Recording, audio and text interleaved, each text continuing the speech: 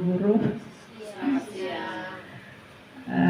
Baik, hari ini kita sama-sama mendalami tentang budaya positif. Jadi saya berdiri di sini saya minta kesediaan dari Bapak Ibu sekalian untuk sama-sama kita dari salah satu teman guru untuk memulai kegiatan inti dengan doa pembukaan. Dan Mama Yuli, waktu dan tempat dipersilakan. Mari kita berdoa dalam nama Bapa dan Putra dan Roh Kudus. Amin. Ya Tuhan Allah Bapa di surga, kami bersyukur dan berterima kasih kepada-Mu. Saya lanjut sebelum kita sama-sama belajar tentang budaya positif. Supaya lebih semangat, kita semua bisa berdiri? Bisa? Kita bisa meniru gerakan yang ada di dalam.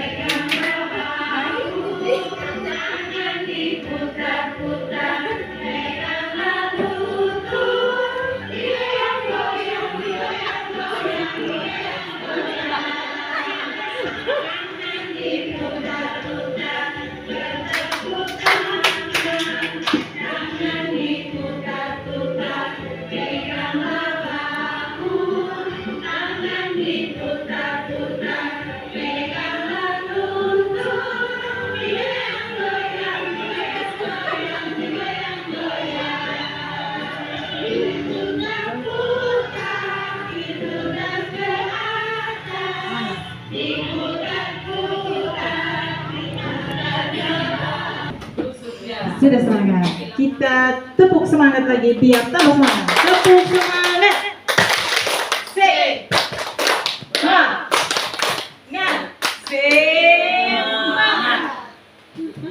Sudah semangat? Sudah. Oke.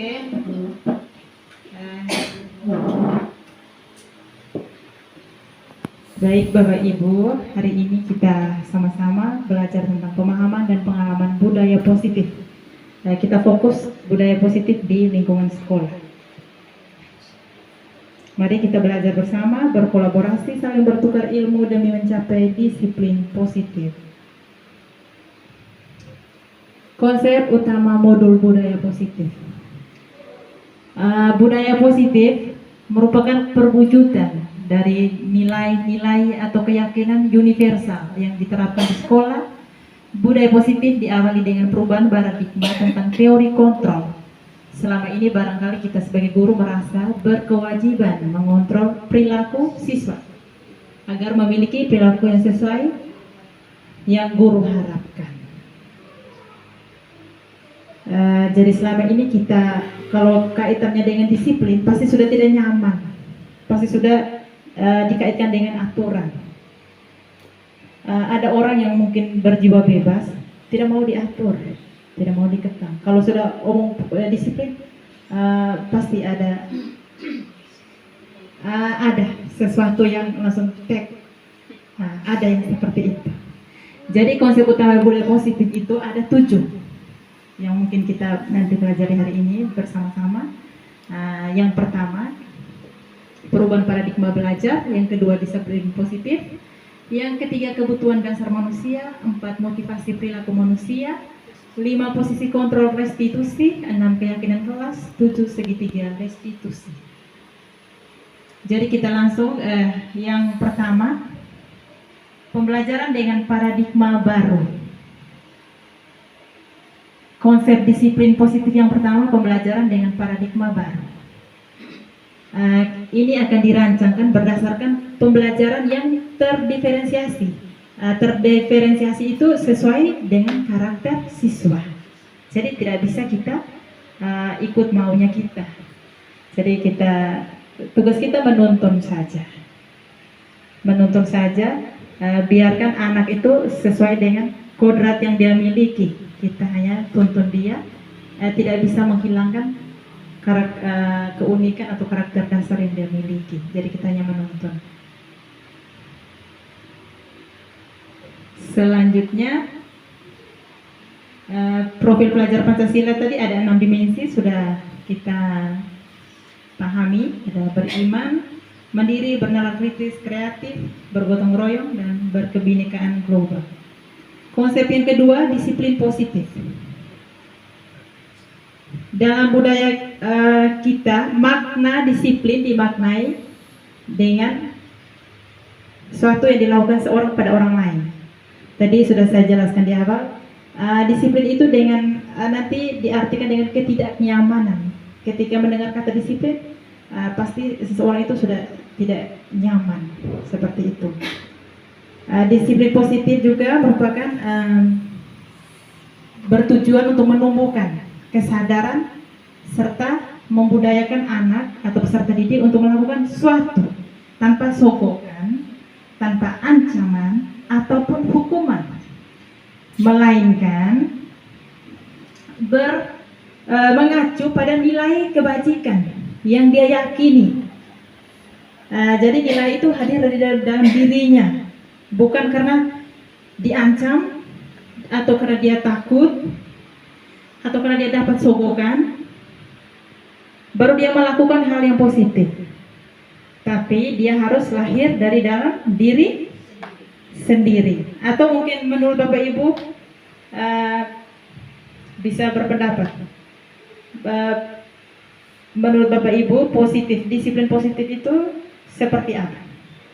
Apakah itu karena sebuah aturan yang harus kita ikuti ataukah seperti apa?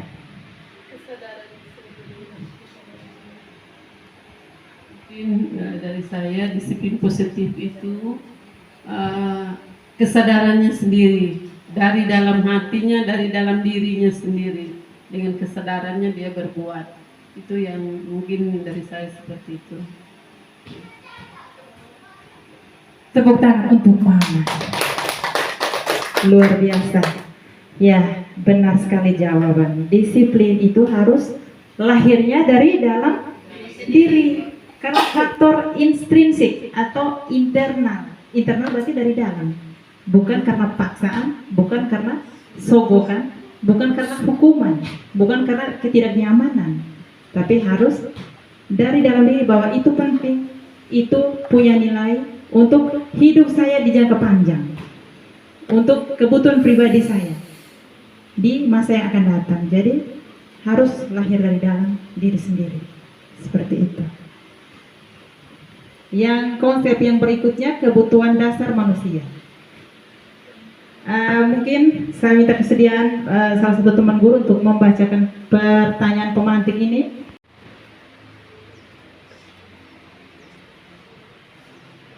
Ibu Ambar, guru wali kelas 2A di SD Pelita Hati, sedang bingung menghadapi ulah salah. Satu murid di kelasnya, Doni, beberapa anak di kelas 2A telah datang padanya dan mengeluhkan Doni yang sering meminta bekal makan siang mereka dengan paksa. Jika Anda menghadapi situasi seperti Ibu Ambar, apa yang akan Anda lakukan? Menurut Anda, kira-kira apa alasan Doni melakukan hal itu? Kita berikan tepuk tangan untuk Mama Tania. Terima kasih Mama Tania sudah membantu menyampaikan atau membaca pertanyaan. Jadi coba kita lihat pertanyaan ini, kita berikan tanggapan. Kenapa Doni seperti itu? Mungkin saya bisa baca ulang sekali lagi. Ibu Ambar, guru wali kelas 2A di SD Pelita Hati, sedang bingung menghadapi ulah salah satu murid di kelasnya, Doni. Beberapa anak di kelas 2A telah datang padanya dan mengeluhkan Doni yang seringkali meminta bekal makan siang mereka dengan paksa. Jika Anda atau kita sebagai guru menghadapi situasi seperti Ibu Ambar, apa yang akan kita lakukan? Menurut kita, kira-kira apa alasan Doni itu melakukan hal seperti itu. Mungkin ada yang mau menjawab? Silakan. Terima kasih atas waktu dan kesempatan yang diberikan pada saya. Mungkin kejadian ini, murid yang bernama Doni ini mungkin di rumahnya dia belum makan sarapan pagi, sehingga mungkin lapar, sehingga dia meminta kepada temannya untuk bekal makan siang. Mungkin kira-kira dari saya. Oke, luar biasa. Terima kasih Mama Tania. Mungkin ada teman lain? Silakan. Ayo bebas berpendapat. Ibu Lia.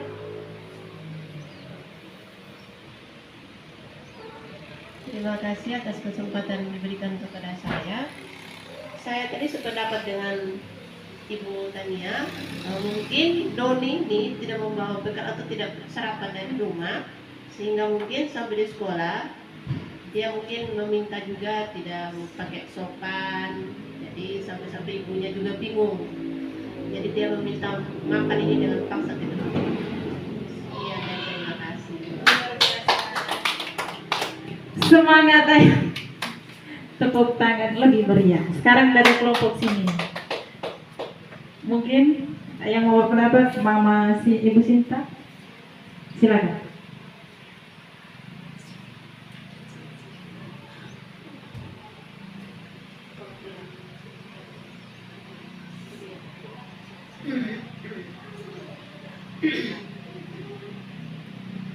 Ya, baik, terima kasih atas waktu yang diberikan kepada saya. Mungkin kebutuhan di rumahnya tidak memenuhi, makanya sampai di sekolah dia tidak bisa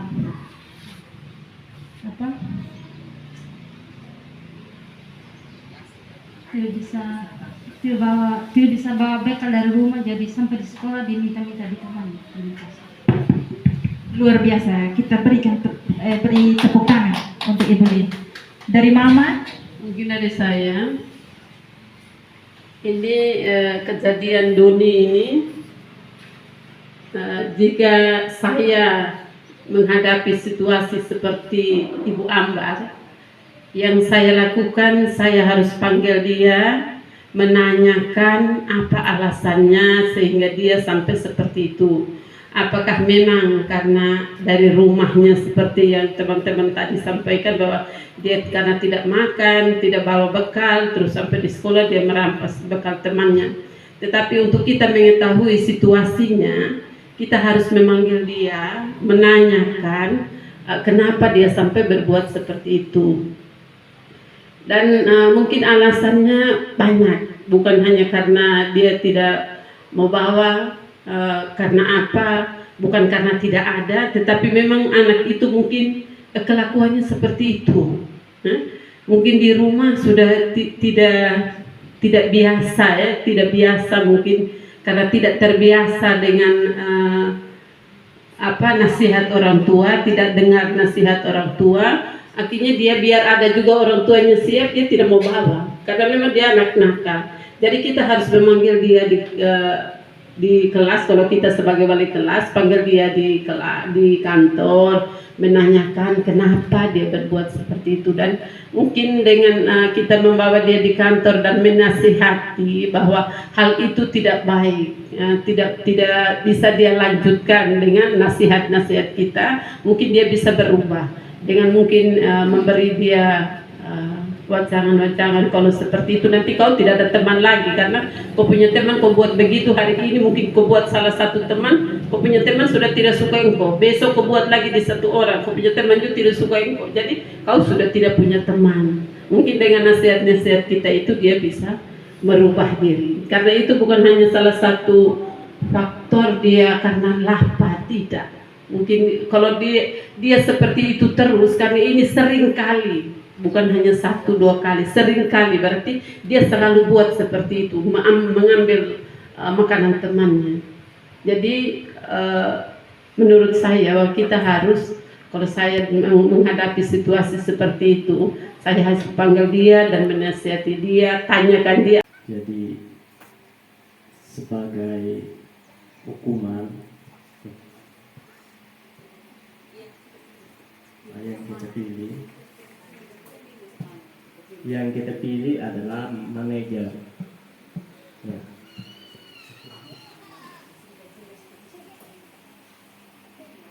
Kenapa manajer? Karena manajer ini melihat atas kesalahan siswa dengan kalau dia pertama kali kesalahan, kita harus memberikan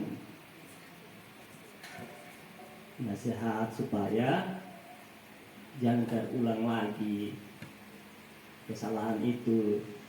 Nah, kalau dia berulang-ulang kali berarti kita harus buat dengan cara apa? Contohnya kita harus berikan hukuman yang tidak itu juga. Pokoknya yang halus-halus lah begitu. Jangan terlalu pakai kekerasan. Cukup dengan nego, ya, nasihat itu saja. Terima kasih. Terima kasih Pak Domi. Tepuk tangan. Jadi 5 posisi kontrol yang paling pertama dan utama yang harus kita ambil adalah Mama Sinta. Posisi kontrol manajer. Karena apa? Karena di situ kita memberi kesempatan yang luas-luasnya. Kita menciptakan kondisi untuk siswa. Dia harus kita menanyakan. Engkau tahu bahwa itu salah? Kalau salah, bagaimana cara memperbaiki? Dia tahu bahwa dia salah, berarti dia yang menyelesaikan juga itu masalah saja. Kita tidak marah-marah, kita hukum, gitu. Tidak lagi dengan begitu. Dia yang menyelesaikan. Kita hanya membantu seperti itu, membantu menuntun saja. Konsep disiplin positif selanjutnya adalah keyakinan kelas. Keyakinan kelas ini mungkin di kelas 6 itu sudah ada keyakinan kelas. Itu keyakinan yang dibuat kesepakatan dengan anak-anak dari dalam nilai yang dia yakini seperti itu, tidak ada paksaan. Harus lahir dari dalam hati, dari diri sendiri. Kenapa keyakinan tidak peraturan? Kenapa tidak? Kenapa keyakinan tidak peraturan saja? Kenapa sekarang itu disiplin positif itu dia memiliki keyakinan, bukan peraturan. Kenapa? Coba mungkin baca ini ilustrasi ini, mengapa kita memiliki. Ibu Sinta.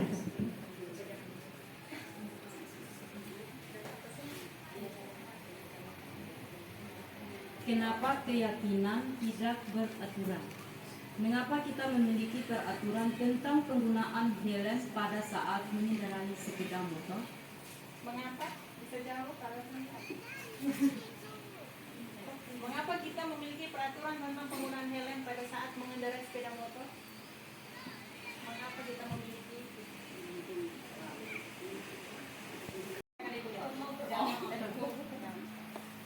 Jadi, mengapa kita memiliki peraturan tentang penggunaan helm pada saat mengendarai sepeda motor? Khusus untuk menaati peraturan dari pihak polisi juga itu kan bisa melindungi diri kita sendiri dari kecelakaan atau apa begitu. Sekian dan terima kasih. Jawaban yang luar biasa. Kenapa kita harus memiliki peraturan tentang penggunaan helm? Ya karena untuk melindungi diri, untuk menjaga kepala. Supaya kalau jatuh, kepala jangan bocor, jangan masuk UGD seperti itu. Itu yang Ibu lihat jawab itu keyakinan atau peraturan? Yang Ibu lihat jawab, karena kita harus menjaga keselamatan diri. Silakan. Keyakinan. Luar biasa. Peraturan. Setuju? Karena ada dua, keyakinan atau peraturan. Kalau melindungi kepala, menjaga. Luar biasa. Beri tepuk tangan untuk Mama Yuli dan Markus. Jawabannya tepat. Yaitu tentang nilai keyakinan kita. Kalau kita tidak memakai helm, otomatis keselamatan kita akan terancam. Nilai yang lahir dari dalam keyakinan kita seperti itu. Tapi kalau mau bilang peraturan, karena ada takut polisi. Ya, kalau takut polisi dia harus berhelm. Itu karena dia tidak mau melanggar peraturan. Bisa saja orang tidak ada keyakinan, dia tidak punya kesadaran dari dalam diri. Dia ketika polisi tidak ada, dan lewat saja. Itu karena keyakinan tidak ada. nilai dari dalam dirinya tidak ada. Dia melakukan sesuatu hanya karena takut kalau melanggar, kalau dia tidak nilai ditilang. Dia takut itu saja. Tapi kalau orang yang memiliki kesadaran dengan keyakinan yang dia miliki, mau polisi tidak ada juga, saya pergi dari sini ke ini saja, kalau mau jaga kepala saya pakai helm, begitu. Kalau dia punya nilai keyakinan yang lahir dari dalam, bukan karena takut dengan aturan. Itu kalau kita paham disiplin positif, kita harus lahir dari keyakinan, harus punya nilai dari dalam diri. Seperti itu. Mungkin Mama ingin menambahkan. Oke, kita lanjut. Cara membuat keyakinan kelas. Mungkin nanti masing-masing kita di kelas bisa kita buat keyakinan. Kelas 6 sudah ada, Padomi kita sudah buat. Kelas 5, kelas 4, kelas 3, kelas 2, kelas 1. Karena dampaknya itu besar. Keyakinan itu sama dengan kayak kita kalau kaitkan dengan agama, itu keyakinan, kepercayaan. Itu kita meyakini nilai kebaikan itu dia akan tertanam kuat seperti fondasi yang kuat di dalam diri sendiri. Jadi mungkin bisa nanti kita buatkan keyakinan di kelas kita masing-masing. Kita sepakati dengan murid. Keyakinan, kalau dengan disiplin positif itu dia rumuskan peraturan menjadi keyakinan, begitu. Kalau keyakinan itu berarti dia melakukan segala secara sadar, tidak karena tidak takut dihukum, melanggar aturan, tidak. Tapi dia sadar bahwa itu keyakinan yang sudah dia miliki. Jadi kalau dia melanggar, otomatis dia rugi. Itu untuk dampaknya untuk dirinya, untuk orang lain, untuk kehidupannya jangka panjang, seperti itu. Jadi cara membuat yang pertama berdiskusi, kedua merumuskan, ketiga menerapkan tentang keyakinan kita. Jadi ini bisa buat masing-masing setiap kelas bisa buat. Contoh ini keyakinan kelas 6. Disiplin. Datang tepat waktu di sekolah. Saya ambil contoh, jujur, saya harus tahu gitu. Kalau saya salah ya saya salah. Saya tetap harus terapkan anak-anak. Jangan kamu ikut ibu seperti ini, ya ibu punya alasan, ibu kasih penjelasan mereka memahami. Tapi kamu tidak ada kesibukan, tidak ada penyakit yang kalau pagi-pagi tidak bermasalah, kamu harus pagi-pagi. Kalau ada yang sakit, gatal-gatal kalau kena dingin, ibu paham itu. Begitupun ibu. Ibu kalau terlambat, ibu punya alasan, ibu sampaikan, saya memahami itu. Tapi kita harus buat itu. Itu hal yang baik. Disiplin itu kita harus buat, disiplin positif. Yang pertama itu konsep disiplin positif tentang keyakinan. Yang pertama disiplin. Mungkin bisa lihat di sini, datang tepat waktu, mengerjakan tugas tepat waktu, memakai seragam sesuai jadwal, menggunakan kata-kata sopan. Religius, mengucapkan salam ketika masuk ke kelas, berdoa sebelum dan sesudah pembelajaran. Peduli lingkungan, melakukan piket kebersihan, terus toleransi, menghormati guru dan siswa, dan lain sebagainya. Jadi ini contoh, keyakinan ini wajib. Kalau kita di kurikulum Merdeka yang kaitannya dengan disiplin positif, kita juga kaitannya dengan PMM, platform Merdeka Mengajar, yang sekolahnya kita sekarang itu semuanya pilih disiplin positif. Ini wajib. Wajib, keyakinan kelas ini harus ada di kelas masing-masing. Itu wajib. Kalau supaya lancar-lancar saja, mau tes atau lancar saja, ya ini kita mulai dari hal kecil seperti ini. Kita lanjut. Berikutnya segitiga restitusi. Konsep disiplin positif selanjutnya segitiga restitusi.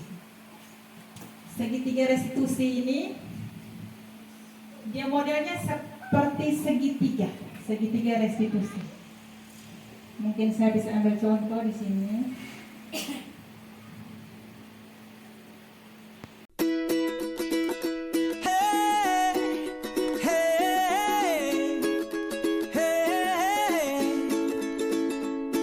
Yung